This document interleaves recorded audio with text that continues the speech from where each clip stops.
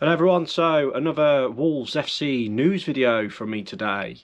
I'm going to talk about another link to a striker, a bit of a rogue one. I'm going to give updates on what the hell's going on with people leaving, it's got a bit quiet. And I'm going to talk about the 0-0 stat and everyone's saying is the Premier League boring these days. But let's start with a player that we're linked with. So the news has gone quite quiet over the last few days, but allegedly, according to Pete O'Rourke, Wolves are among a number of Premier League clubs keeping tabs on Brighton Ferry teenage striker Ollie Anderson. Anderson, who stands at 6'4", has been in outstanding form, scoring 4 goals in his last 5 games for Brighton Ferry at senior level. Now, it's not like the most, amazing, is it? But 6'4", a bit of a handful, young, and I think there's a lot of people keeping their eye on him. And again, we've been linked with, I think off the top of my head now in January, I think that's the 4th striker we've been linked with now.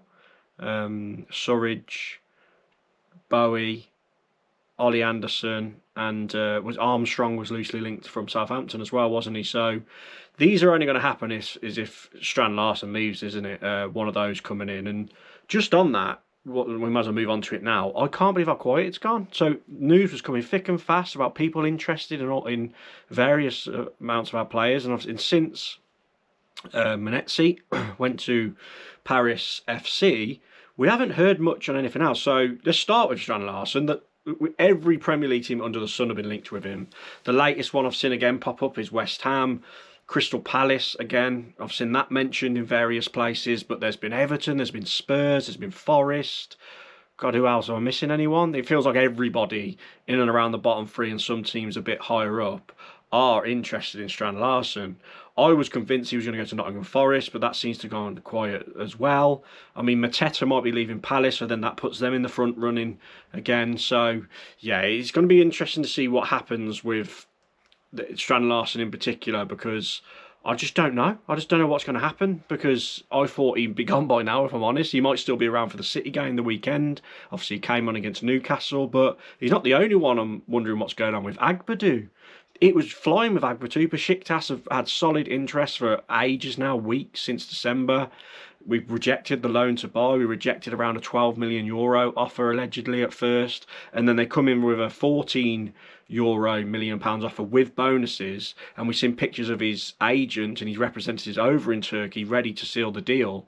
But the last 24, 48 hours, it's gone quiet. We've heard nothing, assuming that means that things are going on behind the scenes. But he was in the squad, wasn't he, against Newcastle? Will that be the last time? So, again, very quiet on Agbadou. But at time recording on this Tuesday, early evening, still waiting to hear what's going to happen with him. But you'd assume out of everyone at the moment, he's probably going to be the first to go. Well, there has actually been an update as I was just about to edit this video.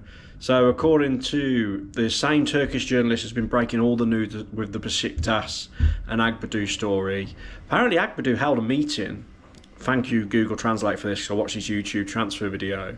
He's informed the club that he no longer wants to play for Wolves, apparently, which he's really putting pressure on him for Wolves to accept the Besiktas offer, and he really wants to join the Turkish club. So no bid accepted still. We're still in a similar sort of situation as I just said, but Agbadou has held a meeting and is putting pressure on Wolves to accept it. The fact he said he no longer wants to play for us is not a good look. This is not a good look for Agbadou at all. So yeah, he may need this deal to get done for his own sake, because this will not go down well with the Wolves fans if he has actually said that. But according to the Turkish journalist, he has. So there we go. That's how it's looking. And another one who I thought might be gone is Joao Gomez. Again, fantastic performance against Newcastle on Sunday, and he's been heavily linked with Napoli. The Manchester United interests, I think they're gone now since Amarin's gone and Carrick's come in. But Napoli looked very, very likely. But then Atletico Madrid was a big one as well.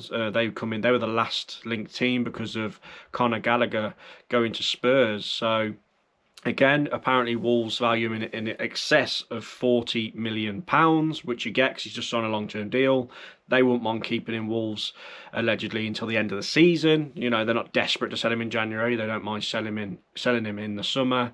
So again, no updates on Joao Gomez recently either. He'd really suit Atletico Madrid, wouldn't he? In the style of his play would really suit joining them. But be interesting because again, he just doesn't seem to be much going on now. He's gone really, really quiet. Does that mean there's a storm brewing and all of a sudden 3 are going to go and 3 are going to come in? I don't know. But just referring to how good Joao Gomez was against Newcastle, of course, it was a 0-0 draw. Not a great one for the neutral, but I've seen a debate going round. Now, with the 2 0-0 draws the weekend, this season's Premier League has now featured more goalless games. With 2 0-0 draws at the weekend, this season's Premier League has now featured more goalless games than the whole of the last term, with 16 rounds of fixtures still to go.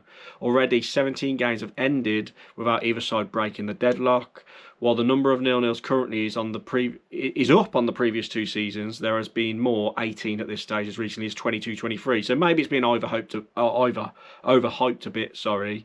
And even if the pattern continues in the next 4 months, it seems unlikely the final number will come close to the peak of 51 goalless draws in 94-95 when Blackburn won the league. So just personally for me, because to come off the back of this, everyone's saying, is the Premier League boring now? Is it, you know, is there not enough goals? VAR's ruling out a lot of goals, so that don't help. But for me, just watching the Premier League as a spectacle, I think it is boring. And as much as I'm devastated to go down to the Championship, obviously I want Wolves in the Premier League, I won't miss VAR, and I think it could potentially be more interesting than watching the Premier League. I mean, when I'm watching other games now, I do... The odd one's amazing. Like, I enjoyed the Manchester derby recently, but it's just not the same for me. It is losing a bit, and the tactics are all different these days. A lot of long throws again. Everyone's playing like Stoke City these days, and it's very hard to enjoy games at the moment. And I think the big reason is VAR, but obviously teams are getting more competitive and more savvy and defending better as well. Wolves are defending better recently, as we showed against Newcastle the weekend. So, yeah. Don't know what you think about that, but yeah, it's an interesting debate. Is the Premier League getting a bit stale and boring to watch? So comment your thoughts below. But also, can you comment your thoughts below on the interest in Anderson, the really quietness of the window at the moment as we get late into it? And please like the video, please subscribe, and I'll catch you all next video. Cheers.